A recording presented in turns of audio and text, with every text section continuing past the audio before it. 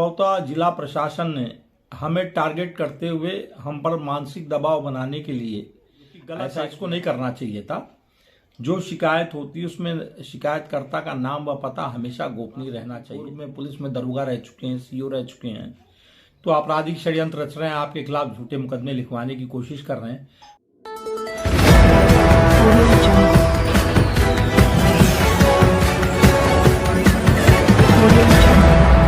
भाजपा महापौर की अकूत संपत्ति की अपर मजिस्ट्रेट नगर द्वारा जांच शुरू कर शिकायतकर्ता से मजिस्ट्रेट ने मांगे साक्ष्य। बरेली से खबर बुलंद भारत के लिए कामरान अली की रिपोर्ट।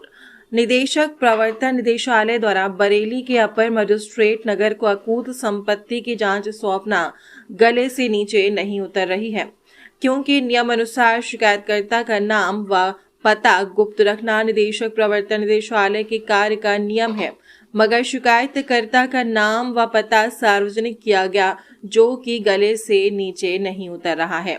निदेशक प्रवर्तन निदेशालय से बरेली के भाजपा नेता महेश पांडे ने कई बार शिकायती पत्र देकर बरेली के भाजपा महापौर डॉक्टर उमेश गौतम पर आरोप लगाते हुए कहा कि महापौर ने अपने पद एवं अधिकारों का दुरुपयोग कर तथा नगर निगम की व सरकारी संपत्तियों को खुर्द बुर्द कर एकत्र की गई अकूत संपत्ति की जांच कराए जाने की मांग की है। एवं उमेश गौतम द्वारा नगर निगम बरेली के महापौर पद पर निर्वाचित होने के बाद इनके द्वारा सरकारी धन का बंदरपॉट करके कई 100 करोड़ की संपत्ति एकत्रित की गई है, जो कि आय के स्रोतों से कई 100 गुना अधिक है। कई बार शिकायती पत्र देने के बाद निदेशक प्रवर्तन निदेशालय ने बरेली के अपर मजिस्ट्रेट नगर को पत्र देकर निर्देशित किया, जिस पर अपर मजिस्ट्रेट नगर ने शिकायतकर्ता महेश पांडे से 1 सप्ताह के भीतर अकूत संपत्तियों के साक्ष्य मांगे, जिस पर शिकायतकर्ता महेश पांडे ने कई संपत्तियों के साक्ष्य अपर मजिस्ट्रेट नगर को सौंप दिए हैं।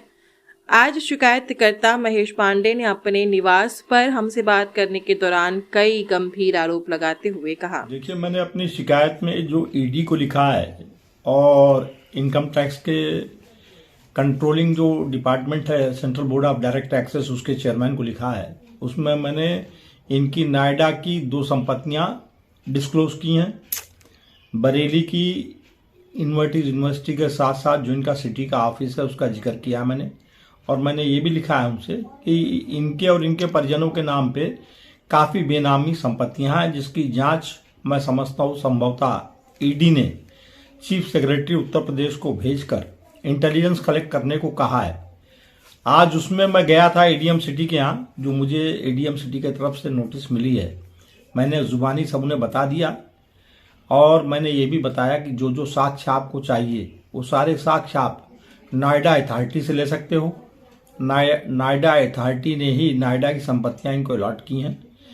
यूनिवर्सिटी शाहजहांपुर रोड पे मौजूद है, उसके आप फोटोग्राफ असेसमेंट करा सकते हो। वैल्यूवर्स हैं सरकार के, वैल्यूवर से आप वैल्यू निकलवा ले उसकी। मैंने कहा 2000 करोड़ की है, स्थिति सामने आ जाएगी। नाम पता गुप्त रखा जाता है शिकायतकर्ता का, ये संभवतः जिला प्रशासन ने हमें टारगेट करते हुए हम पर मानसिक दबाव बनाने के लिए ऐसा किया है, जो कि गलत है, इसको नहीं करना चाहिए था। जो शिकायत होती है उसमें शिकायतकर्ता का नाम व पता हमेशा गोपनीय रहना चाहिए। इस बारे में मैं अपने कानूनी विशेषज्ञ जो मेरे हाईकोर्ट के और सुप्रीम कोर्ट की हमारी लीगल टीम है उनसे बात करूंगा मैं आने वाले समय में इस पर क्या किया जाए।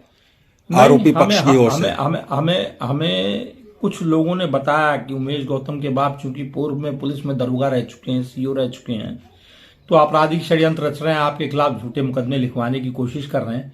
हमने लिखेंगे तो वो भी देखा जाएगा, कोई ऐसी बात नहीं है कि मुकदमे हम लोग तो देखते ही चले आए हैं। ये हमारे लाइफ का एक पार्ट है, राजनीतिक व्यक्ति के जीवन का एक पार्ट है मुकदमे भी देखना, और लिखे जाएंगे तो हमने कहा वो भी देखेंगे हम। तो ये माना जा सकता है कि कहीं ना कहीं प्रशासन ने आपको परेशानियों में डालने का प्रयास कर दिया। बिल्कुल बिल्कुल बिल्कुल बिल्कुल। अब उम्मीद क्या की जा सकती है कि जांच ईमानदारी के दायरे में हो सकती है? देखिए, जांच तो इनको ईमानदारी से ही करनी पड़ेगी, क्योंकि मुख्य सचिव खुद इसको देख रहे हैं, ईडी के जो बड़े अधिकारी हैं वो खुद देख रहे हैं, इनकम टैक्स डिपार्टमेंट के बड़े अधिकारी खुद देख रहे हैं। और अगर ये कोई दाएं बाएं करेंगे तो अभी न्यायालय बकाया, अभी तुमने प्रशासनिक शिकायत की है न्यायालय के समक्ष मामला रखेंगे, माननीय उच्च न्यायालय के समक्ष रखेंगे। और जब ईडी ने कागजियस ले लिया है तो अब तो सीधे सीधे सर्वोच्च न्यायालय का मामला बनता है, सर्वोच्च न्यायालय के सामने रखा जाएगा मामले को। इसका जिम्मेदार किसको मान के चलते हैं? यही उमेश गौतम है और इनकी जो गिरोह है इनका, यहाँ माफियाओं का, जो जमीनों पे कब्जे कर रहे हैं, सार्वजनिक संपत्तियों पे कब्जे कर रहे हैं, इन्हीं का हाथ होगा और किसका होगा? आपने मेरी कोई एक व्यक्तिगत रंजिश दुश्मनी किसी से तो है नहीं मेरी। मिशन हॉस्पिटल का भी जिक्र किया था आपने। हाँ, मिशन हॉस्पिटल देखिए 1871 में रामपुर नवाब द्वारा डॉक्टर क्लेरा स्वेन को चैरिटेबल डिस्पेंसरी चलाने के लिए दिया गया था। वो लीज्ड प्रॉपर्टी है। लीज्ड प्रॉपर्टी को मेथोडिस्ट चर्च इन इंडिया के पदाधिकारी जो अपने आप को कहते हैं, वो आगे कैसे लीज दे सकते हैं? डेलिकेटेड पावर्स कैनॉट बी डेलिकेटेड अगेन। ये कानून में इसका विधिक वो है दिया हुआ प्राविधान कि किसी भी प्रॉपर्टी जो लीज पे है, लीज होल्डर उसकी लीज आगे नहीं कर सकता। इन्होंने किया, गलत किया है। तो इसमें तो आरोपी जिन्होंने किया है वो भी बनते हैं। बिल्कुल बिल्कुल। और जिन्होंने कराया अपने नाम वो भी बनते हैं। दोनों आरोपी हैं। दोनों के खिलाफ कूट कपट, आपराधिक साजिश, आपराधिक षड्यंत्र जिसे कहा जाता है, धोखाधड़ी, सभी की धाराओं में अपराध बनता है इनके खिलाफ और अपराध दर्ज होना चाहिए था, जो आज तक अभी दर्ज नहीं हुआ, जो प्रशासन की कार्य प्रणाली पर प्रश्न चिन्ह लगा रहा है। जैसे सुना जाता है, जानकारी है कि आप भी भारतीय जनता पार्टी से जुड़े हुए हैं, उसके कार्यकर्ता हैं जी। और योगी सरकार लगातार भू माफिया वगैरह पर, अपराधियों पर कार्रवाई कर रही है, तो ये क्यों नहीं प्रकाश में आया कार्रवाई में मामला? नहीं, मैंने लिखा है, मैंने माननीय योगी जी को भी लिखा है और माननीय प्रधानमंत्री जी को भी लिखा है, गृह मंत्री जी को भी लिखा है। और मैं दावे के साथ कह सकता हूं कि चूंकि मामला योगी जी के संज्ञान में है, ये योगी जी कहीं से कहीं तक बर्दाश्त नहीं करेंगे कि उनका कोई कार्यकर्ता अदना से अदना भी बेईमानी करे और बच जाए। क्योंकि माननीय योगी जी खुद स्वयं में एक बहुत ही अच्छे नेक इंसान है और ईमानदारी पसंद करते हैं और ईमानदार हैं 100%। उनकी निगाह में सारी चीजें आने के बाद में कोई भी अपराधी बेईमान बच नहीं पाएगा।